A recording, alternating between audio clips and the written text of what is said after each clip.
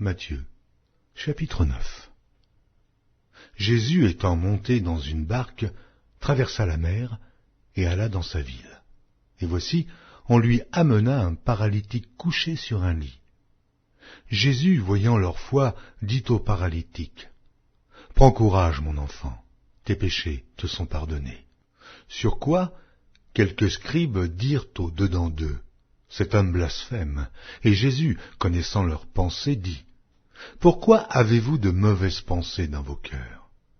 Car lequel est le plus aisé de dire, « Tes péchés sont pardonnés » ou de dire, « Lève-toi et marche ».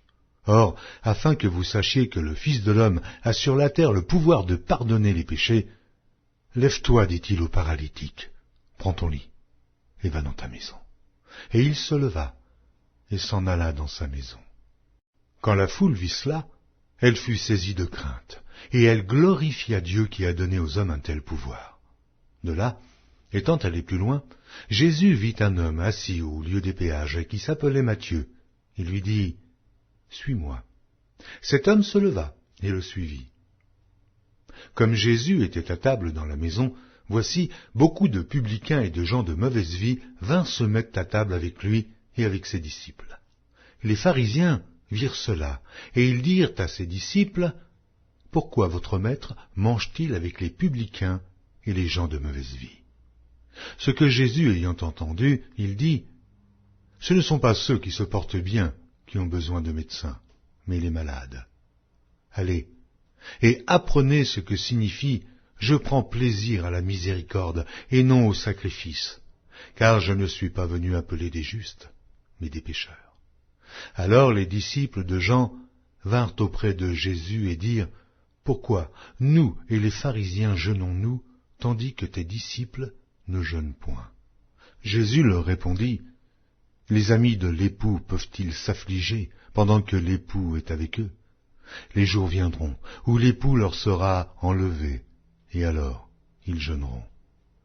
Personne ne met une pièce de drap neuf à un vieil habit, car elle emporterait une partie de l'habit, et la déchirure serait pire. On ne met pas non plus du vin nouveau dans de vieilles outres, autrement les outres se rompent, et le vin se répand, et les outres sont perdues.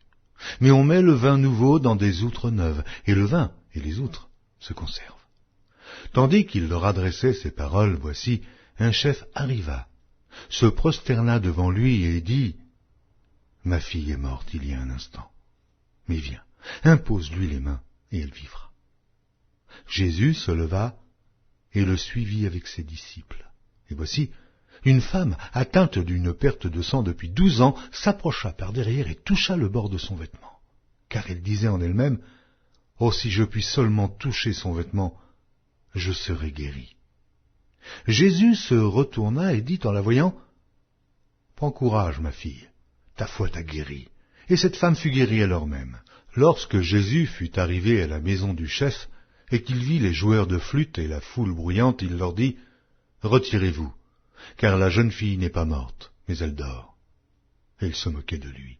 Quand la foule eut été renvoyée, il entra, prit la main de la jeune fille, et la jeune fille se leva. Le bruit s'en répandit dans toute la contrée. Étant parti de là, Jésus fut suivi par 2 aveugles qui criaient « Aie pitié de nous, fils de David !» Lorsqu'il fut arrivé à la maison, les aveugles s'approchèrent de lui et Jésus leur dit « Croyez-vous que je puisse faire cela ?» « Oui, Seigneur, lui répondirent-ils. Alors il leur toucha leurs yeux en disant « Qu'il vous soit fait selon votre foi. » Et leurs yeux s'ouvrirent. Jésus leur fit cette recommandation sévère. « Prenez garde, que personne ne le sache. » Mais dès qu'ils furent sortis, ils répandirent sa renommée dans tout le pays. Comme ils s'en allaient, voici, on amena à Jésus un démoniaque muet. Le démon ayant été chassé, le muet parla, et la foule étonnée disait, « Jamais pareille chose ne s'est vue en Israël. » Mais les pharisiens dirent, « C'est par le prince des démons qu'il chasse les démons. » Jésus parcourait toutes les villes et les villages, enseignant dans les synagogues, prêchant la bonne nouvelle du royaume et guérissant toute maladie et toute infirmité. Voyant la foule, Il fut ému de compassion pour elle, parce qu'elle était languissante et abattue, comme des brebis qui n'ont point de berger. Alors il dit à ses disciples, « La moisson est grande, mais il y a peu d'ouvriers. Priez donc le maître de la moisson d'envoyer des ouvriers dans sa moisson. »